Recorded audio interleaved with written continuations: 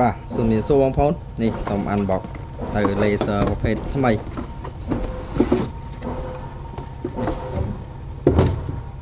នេះបោះមិនដាក់ឲ្យវាមានជើងមួយ shot វាមានជើងប្រភេទជើង laser យ៉ាងធម្មតាទេ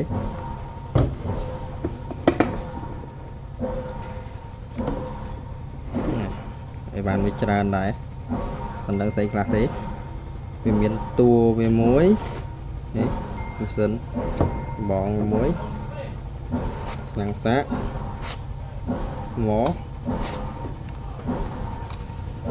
មកពីរកូនហើយអានេះ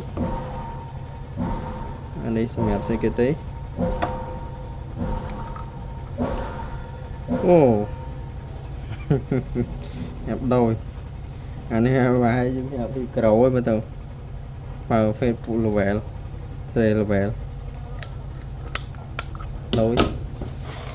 នេះជើងឆក់សម្រាប់ពួកភេទជាងនេះ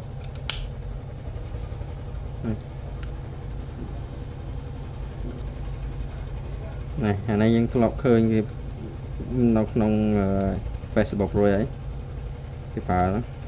មួយចេញមួយចូលសេរីអានេះឃើញភាគច្រើនប្រើទៅលើអាការងារបោកព្រោះបោកឥឡូវគេអត់ចាប់តុំទេអាខ្លះគេនៅចាប់ហ្នឹងពុំគេចាប់តុំក៏គេប្រើហ្នឹងដែរអានេះជើងណាអូ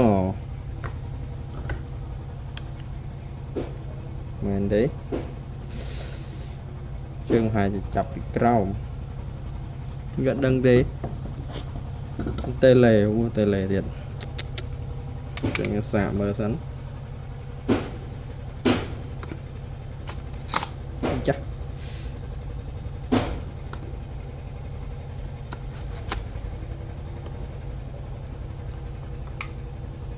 ចូលហើយណែ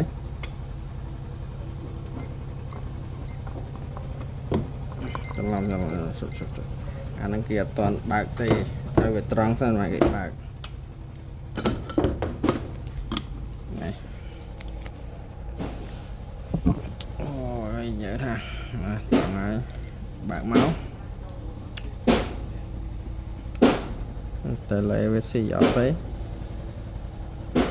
ភាគច្រើនតែលេដល់មកថ្មីអញ្ចឹងដល់បើកសៀលវាសិនវាមានសៀលខាងក្នុងមួយទៀតអូស៊ីហ្មង